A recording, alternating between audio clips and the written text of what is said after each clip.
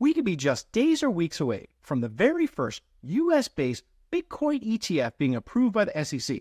But are you ready for what comes next? I'm your host, Chris Thompson, and this is an IRO Media News Hot Take. Let's get into it. Recently, BlackRock, which manages around $9.4 trillion in assets under management, is the frontrunner to gain approval by the SEC, with over a dozen other companies lined up awaiting approval behind them. The SEC has already rejected most of those applicants multiple times already, but is the third time the charm for BlackRock?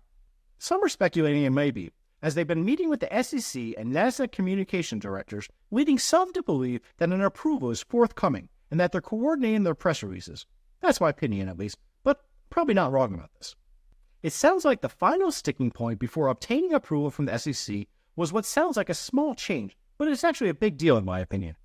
BlackRock revised their spot Bitcoin ETF proposal to include cash redemptions as opposed to in-kind redemptions, which begs the question, what are in-kind redemptions? According to Investopedia, in-kind redemptions are non-monetary payments made for securities or other instruments. Rarely used in the mutual fund industry, in-kind redemptions are common with exchange-traded funds or ETFs. This change to BlackRock's application seems aimed at meeting the SEC's preference for in-cash redemptions. If I were to weigh in on this topic, which you know I'm going to anyways, I think BlackRock should go ahead and make this small change if it means that they can actually gain approval and launch their Bitcoin ETF. They can always lobby for changes in the future to add the ability to include in-kind redemptions, but right now, just focus on getting approval to launch. There are a lot of Bitcoin predictions out there ranging from $100,000 to $500,000 per Bitcoin, and even some estimates that Bitcoin could reach $1 million per Bitcoin in the days to weeks following the approval of a spot BTC exchange-traded ETF. Why, you might ask? Well, it comes down to Economics 101, which teaches supply and demand.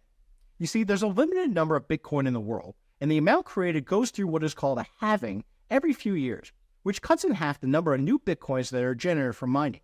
Then adds into the equation the fact that a lot of the early BTC, or Bitcoin if you will, that was mined at the beginning when the new cryptocurrency was created are now held in dormant crypto wallets, or in some cases, their owners have forgotten the crypto key phrases and passwords to open those wallets, which essentially locks them out for good.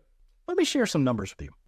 There are a total of 19,575,306.25 Bitcoin in existence that have been mined since the very first Bitcoin was first created on January 12, 2009.